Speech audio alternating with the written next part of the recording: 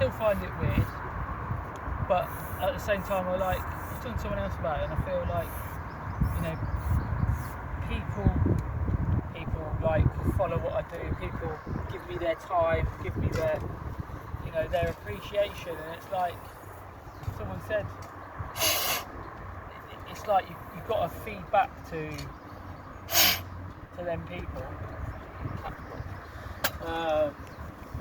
So it's like I started to spend a lot of time, more time like responding to people that give me time. Like I say, it took me years to get kind of more comfortable with it.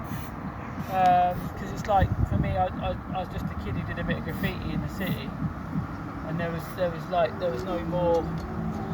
I never thought any more could ever become of it. And then it's you know, yeah, now I'd say particularly when I'm out in public, I'd say every time I'm out in public I meet someone that's like followed me and you know, follows what I did or what I do. So there was a lady yesterday who had loads of pictures on her phone of different artworks I did around the city, like she travelled around actively. So like, look at them, it's like, it's really nice that people do that. It's something I never expected, but it's something like, you know, now I've got more of an understanding that, yeah, you've got kind of fans. It's like it is what it is. But I kind of feel more like, you know, I have some sort of level of responsibility to give these people time, because they're showing me love and support, and in return I should sort of give them something back. So yeah, I spend a lot of time like now sort of replying to people that make the time to send me a message or like comment, support a page, and so yeah, it's I don't know, it's surreal. It's surreal, but I say I'm getting more used to it being a normal thing, and I'm just really appreciative that people I've never met, people who don't know me, can show me support for something that I did once as a bit of fun has grown into something else. Can't remember the other part of your question. That's alright. Can I ask you a different question then? Yeah, sure. What does painting make you feel like? Because I mean, you've devoted a huge part of your life to it now. What did it make you feel like, and has that changed as well? I don't know how to answer that. Like, I think painting itself, I like, you know, painting right now, I'm not really getting any sort of enjoyment from it. So it's just I'm just doing my thing. It's like it's always kind of afterwards. Like, I find that painting, I get a lot of time to think when I'm painting. So like, I'm at a point, I've painted so many hours in my life. Like, painting now, I'm not really giving it much thought. Like, my hands and my arms, whatever, everything knows what it has to do. Because it knows what it has to do, I get lots of time to think. So I spend a lot of time thinking when I'm painting, like thinking about life, analysing the world. It's and I suppose, yeah, like, yeah, when I'm painting alone, I'm not really giving much thought about what I'm doing. So, and yeah, it's kind of like, I do sometimes quite enjoy my own space. Sometimes I have a lot of madness in my head, and it's just, painting's good just to be alone a little bit at times. And say, like, it's, yeah, I never expected all this support and sort of love and that people give me. It's all a bit unknown. It's what I enjoy more now is people. It's people's reactions and whatever to what I do. It's nice to know. I've done like I've never done anything really bad. Like, get that right. I've never done anything really bad. But I've been an unkind, horrible person in my time. I've like been horrible to people. I've upset people. I've done things that, you know, like, I would never do now in my past. Like, and it's sort of, I guess, my sort of new life journey. I feel like I'm not religious, but I'm at a stage in life where I'm not quite sure what I believe anymore. Not sure what's there. At least something's there. Don't really know what it is. But maybe with all the work I've done in recent years, I've repaid enough sins of my life now that, you know, I feel more content with the person I am. And it's where I've found it more difficult. As can't exactly explain some of the stuff that goes on in my head, but what I do know is I don't meet many people that have the same stuff going on in their head, and it's like I find that quite hard personally sometimes. Yeah, Can you use that? strange thing to say, but yeah, it's now. I enjoy. I say from painting. I've earned a lot of money doing this from over the years, and but I don't know if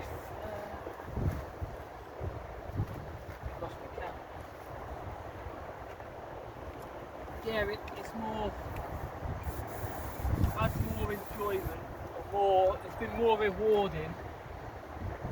The conversations and feedback I've had with people, strangers, is more valuable to me than any amount of money I've earned. Like, I mean, I need money to live as such, but like, as more, I took more from conversations than I have from the money that's gone in my bank. And like, you know, I said to someone before, it's like, you know, you're rich and poor. I've been rich and poor multiple times in my life.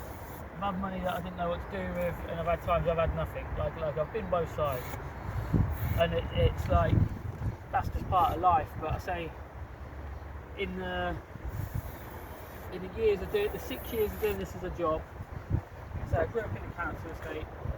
I grew up with people that have, say, a way of thinking. So I grew up in a council estate. They've got this certain mentality. I went to work in a factory with people that from council estates with a certain mentality, and I didn't know. I'm not saying there's any wrong in that, but I didn't understand how limited that kind of life is and the way it makes you think. So most of my life, my whole perception was I've been with the same group of people. Like, you know, we grew up in poor areas, went to work in a factory because we didn't have any other skills as such, and it's like your way of thinking is very limited. From doing this as a job, I've worked for I've worked for multi-millionaires. I've worked for Muslims, I've worked for gypsies, I've worked for blacks, I've worked for whites, I've worked for Muslims, I've worked for everyone, and I've come to the conclusion, based on experience, that it doesn't matter. There's no classification of people defines who they are. It's like people are just good or bad. Like it's as simple as that. Because I've worked for right at the bottom to right at the top, and I've found good people on both sides. So Looking good. I've only gained that from doing this job. It's allowed me that kind of experience, and it's hard to explain. I still see a lot of people from where I'm from, and they can't fully understand that because they haven't had that experience that I've had. You know, it's yeah. Not only has painting changed my life, but like it's truly taught me the true value of experience. Like experience is something I never really believed in much as such. But you know, now I've travelled different parts of the world. I've painted in 2 deserts, and I've met people from all different walks of life, and I feel like I've got a broad experience of places and people to make a decision I'm kind of comfortable with. That, yeah, like, and that's something that, again, if I stayed in the environment I was in, I don't feel my life would have moved in such a way. And that's something I'll forever be grateful for, because Where does your...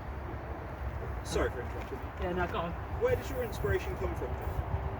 Nowadays, you do a lot. Like, you're not just doing one piece, you're doing like 30 pieces at any point, and then you're designing like another 30, and then there's like... Who inspires? Is it your kids? Is it your family? Is it just life? What's inspiring you? What's getting you going for that? What, to work or for creating? Any of it? Or both of them? Creatively and like the energy to keep going. So creatively nowadays, it's like for work, it's less exciting really. you know, we have kind of, I have two different kind of operations going on. One is where people specifically want me, and that's kind of one whole thing there. Like, that's where I get to do something that I like or enjoy. You know, I was born in '85. I love a lot of like 80s kind of media, sci-fi. So generally when I paint stuff, like I've done a load of retro stuff recently, just because I really enjoy that kind of time in life. But then for work, it's like people just want to get to it.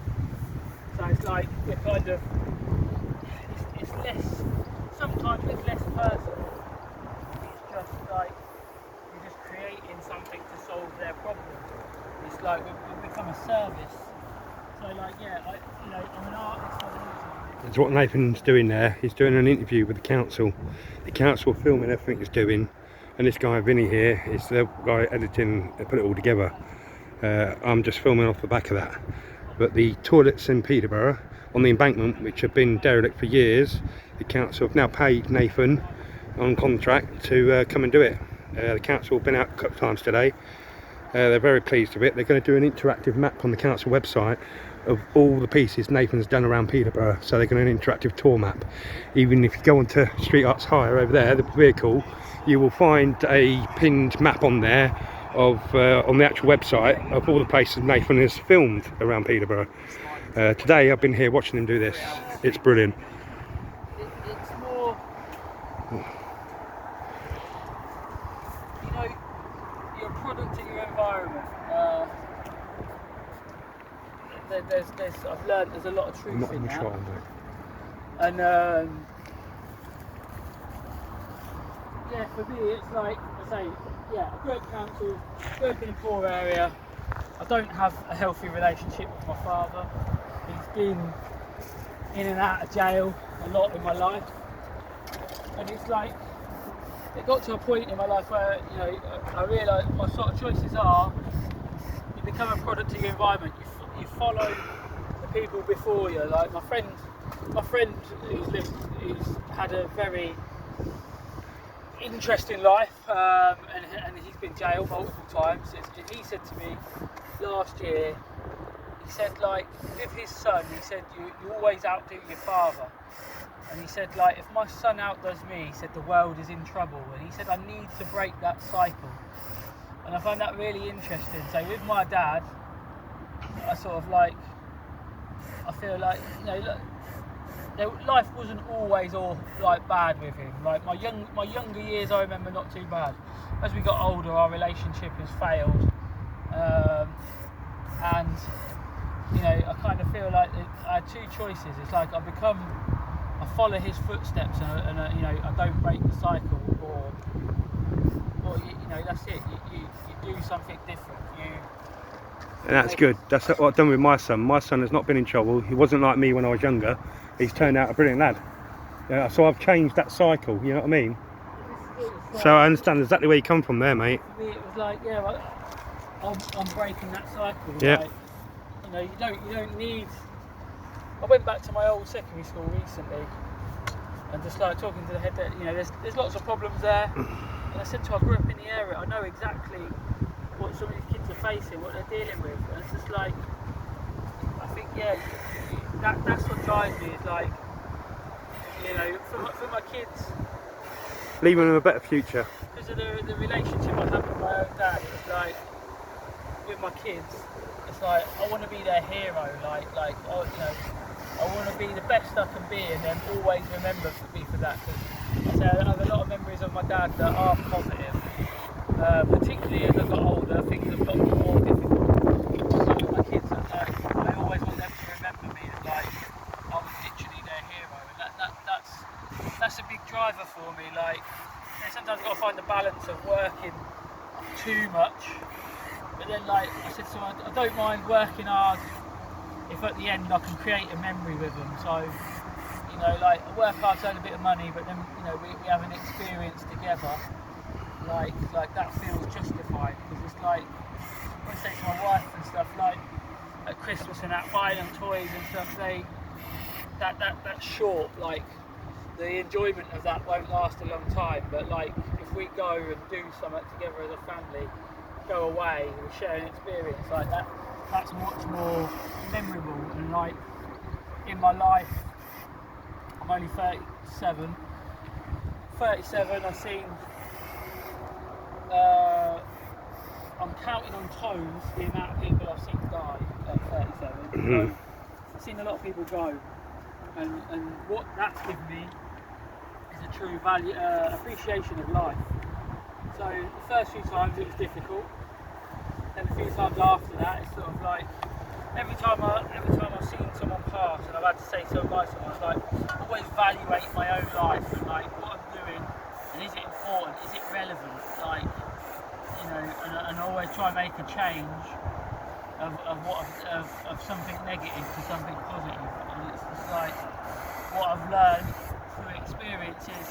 Life's really, really unpredictable and really, you know, really short. I always say to my wife, like, you know, if we have an argument, it's like, don't leave the house on an argument, because there's always that chance I might not come back through that door. And I like, you know, it's horrible to say, some people don't like it, but it's true. I might leave that house and I might never come back, and like, you know, that's why I I sort of work to make experiences.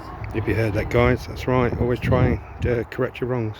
There's always that chance that I might not come back, and that experience will be something that's... Don't leave the house on an argument. ...of our relationship, so that's what drives me, really. What do you think people need to do? Because I'm going to go away from you as a person now. Yeah. It's just show us the city. What do you think people needs to do? You've already said, you know, there's a bit of hate for people. Like, people think it's the worst city, but it's really not. Yes. What do you think, especially young people, more than, I mean, let's be honest, if you're over 65 and you hate the city, that's on you. Yes. But if you're kind of, you know... Yeah, a young 15, person 30, starting your life here. Yeah, sub 30, sub 35 kind of thing. Yeah, sure. You've still got plenty of opportunities, still lots to do at any age, I guess, but what would you say people need to do, what the city needs to do, or kind of collaborate, and what would you tell someone who's kind of young that wants to do stuff but maybe doesn't know Peterborough can do things? See, I always thought we don't do enough to celebrate local people, and particularly local people where times change. As I say the other day, you know, like we've got one of the car parks named after Henry Royce or something like that. I only found out from my kids' school play, so like that Henry Royce Rolls Royce. Yeah. Like, I never knew that, but again, it's like it's something that happened a long time ago. Whereas I think for young people, I'm not sure that's totally relevant, and I think. And then you feed back to the music, the musicians, what have come from Peterborough. It's like young people now, they need something. They need something that they can look up to now, like something that's modern, something that's you know, like modern sort of modern heroes, modern inspiration. I think there's loads of success stories in the city that maybe some people know, maybe the city knows. I don't know but I don't know sort of who would be responsible for leading this. But I do feel like we need to do more for our young people. We need to do more. We need to celebrate people from this city that have achieved not only not like fame and stuff like that, but people who have just achieved something unusual. Like there's lots of people that have got stories in this city. Like, The Apprentice guy, the one of the Apprentice is from Peterborough City, isn't he? Sugar, things like that. And then like unspoken words. Oh right, unspoken words and stuff. You know what I mean? Yeah, that's it. There's just people who've. Del Singh, who brings the history back of the city from back in the day. You know, there's loads of people that sort of. There's a guy from Dogsthorpe. He got signed to Sony years ago. I didn't see him for. I don't know if he's still in the city. Well, There's a guy who lives in America. He grew up on the street where my mum lives. So I live this side, he lived that side. He messaged me the other day. He's been living in America for a years. He's a dubstep DJ with like hundreds of thousands of followers. Tours Australia, China, FX. like that. Not dub. Monks. Monks, yeah. But like, he's a kid from a council estate in this city, but now lives America and has travelled the world. What about one of the guys you painted? Who's that? Prodigy from Chelpston Way. No, I've not. The one I've. Yeah, there's. Leroy. No, Maximum was from Peterborough, yeah. Yeah, that's it. Just, And you got Shades of Rhythm, Cola Boy. yeah, You know what I mean? What's Bob Geldof used to come from here. it's just, Bob Geldof used to live here, yeah. Andy Bell from Erasure, stuff like I that. think Erasure's going a bit further back. Yeah, that's my day. Well, I was friends with his brother. So like, to kids now, I think it's like, yeah, it's showing young kids now the future that like that someone not from 50 years ago has made something of themselves. Like Exodus Payne and all that lot. Yeah. Yeah. I think it's the people we celebrate. Tony Nero and you know what I mean? Their time is too long gone, and it's harder for a young person to connect with something that happened. You know, Right guys, I cut this one down, I'll do another one.